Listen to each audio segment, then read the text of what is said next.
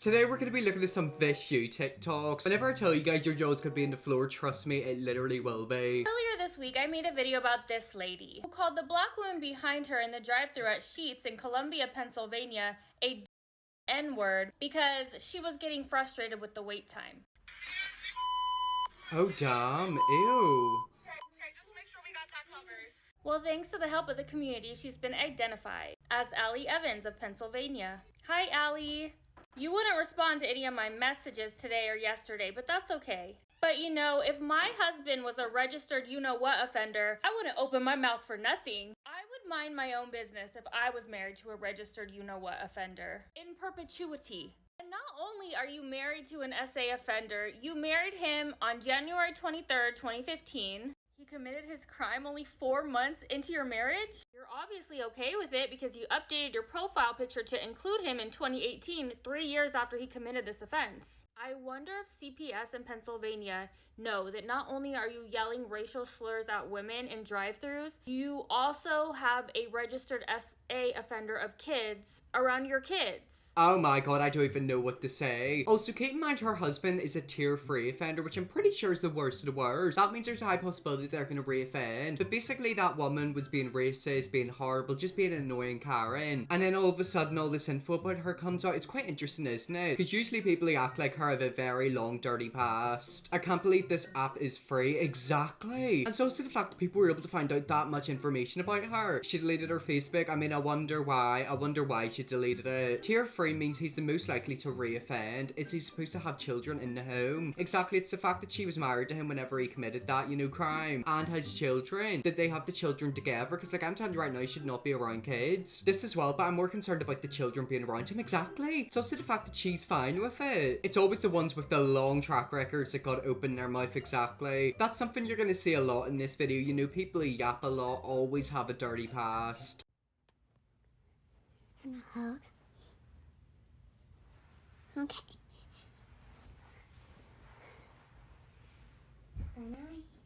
So cute. It's the sneaking out for me and almost getting raped by a 23-year-old for me.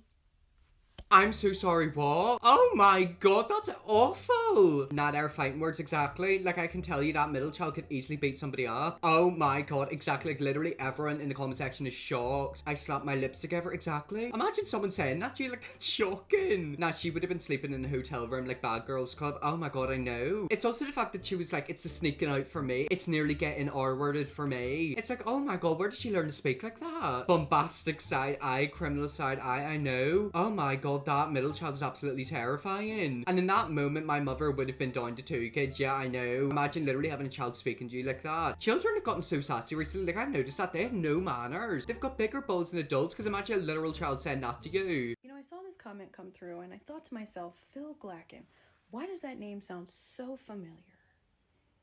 And then I saw that it said people you may know. So Phil and I must have connected at some point on social media somewhere, sometime for TikTok to pin him as someone that I may know. And then it hit me.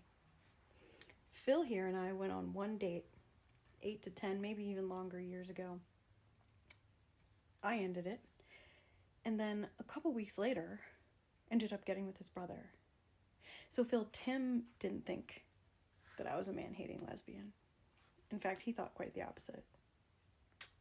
Oh my god, well that was very interesting. So basically the person who commented that went on a date with her like 10 years ago and he's still mad to this day. Probably because, you know, she did get with his brother. But how are you going to stay that mad for that long? Also, you know that option in TikTok is actually quite scary because there's been a few people who popped up like on my TikTok and it's like, you know them, they've got your phone number. And it's like people that I've never met and it's like, how have they got my phone number? There's been a few interesting people that I've seen and it's like, I do not know them and they should not have my number. Can we talk about the fact this guy stayed mad for 8 to 10 years? Dude, why are you so emotional? Exactly, I've noticed that with people. It's not just guys, it's girls as well. It's like something will happen and they'll be angry towards you for like years. But it's not like anger, it's more like an obsession. It's like an obsessive hate. It's happened to me before. We've had like falling out with somebody and it's like I haven't spoken to them in years. But it's like they still view my stories but don't follow me. Oh my god, can we talk about that? Do you ever notice someone views your story but like they don't follow you? It's like they have to be going out of their way to look you up on social media. Phil Lackin, more like Phil obsessing. At Phil Lackin, there's a reason Tim gets women and you don't. Oh my god, imagine if his brother saying that. I mean, think of it, you're going out on a date with a girl and then, you know, your brother steals him. Of course you're gonna be mad. But it's also the fact that, like, he stayed mad for 10 years. She also put in the comment section, look, you viewed my Snapchat story this morning, so it looks like Phil's got you more social medias. Very funny, but 10 years and he still has your number saved. Wait, do people delete people's numbers after a certain amount of time? I mean, to be fair, I've got loads of numbers, I've never deleted a single one. If I was Phil, I would just be deleting myself off the internet. Hashtag time is better, brother. I mean, yeah, but it's also the fact that Phil's going out of his way to comment on her TikToks. It's like, you do realize she's gonna remember who you are. This is one of the craziest stories that come out in 2023 so far.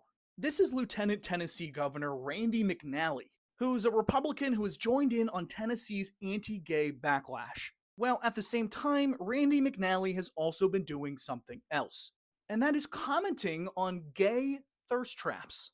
I'm covering up the picture here because it might get taken down, but here's the Lieutenant Governor commenting "love it" to a very racy photo, and here's another one where he says "super look." And again, while the Lieutenant Governor is going along with his anti-LGBTQ+ agenda, he's commenting on trans women's posts, calling this one individual super beautiful. Now, this is where the story gets even weirder, because when asked for comment, the Lieutenant Governor's team said this: "There's nothing inappropriate about the way the Lieutenant Governor likes or comments, and he enjoys interacting with his constituents of all backgrounds." This is the hypocrisy of the GOP.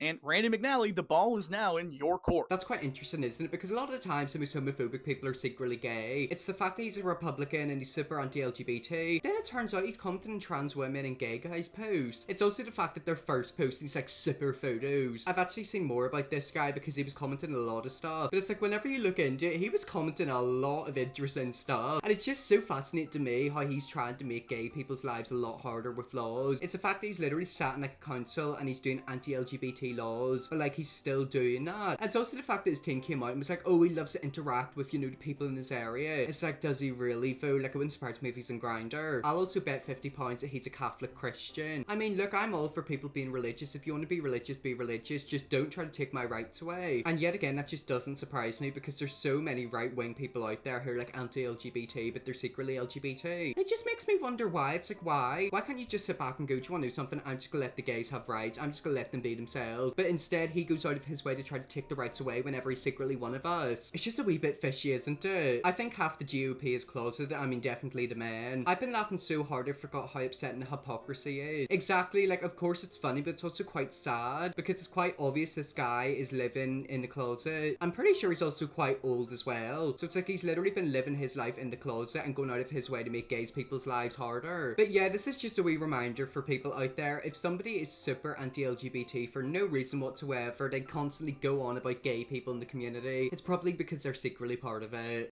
So y'all don't get to say anything when this face walks into a woman's restroom in Kansas. Y'all don't get to say anything when this fist meets your face. Because if you walk into a bathroom with my daughters, I'm gonna walk in right behind you.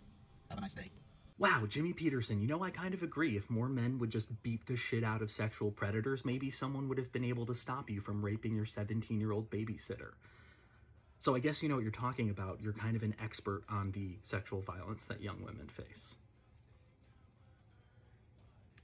Yet again, blank stare, silence, bombastic side eye. It's like these people purposely go out of their way to bait themselves out. Remember that woman in the first video? It's the same situation. It's the people who are the loudest always have the most sketchy background. A brutal this you. I mean, yeah, that was proper brutal. If that was a dragon. I mean, the guy set himself up. How are you gonna post stuff like that online knowing your past and the fact you've got a mugshot out there? Account missing. I mean, yeah, it doesn't surprise me. He's deleted his account. It's like the woman on Facebook. The minute they get called out, they can't handle the hate. They love giving people hate, you know, harassing them, screaming at them, but the minute it happens to them, they crumble. It's always a confession. Yeah, I've noticed that. A lot of times whenever people, you know, don't want to admit they've done something, they'll confess it in another way. It's kind of like whenever someone cheats on you and they're like, oh my god, you definitely cheated, didn't you? I knew you're cheating. They're doing that because they're secretly confessing it because they knew that they've done it. I mean, now it makes a lot of sense why a lot of men who look like him go after transgender women. Probably because they've all got records. Well, anyways, guys, that's some fish you Tik Toks that will have your jaw on the floor, and oh my god, I was gobsmacked. If you want to see me look at more of these in the future, let me know, I definitely will. Press the big red subscribe button and see you all tomorrow for another video.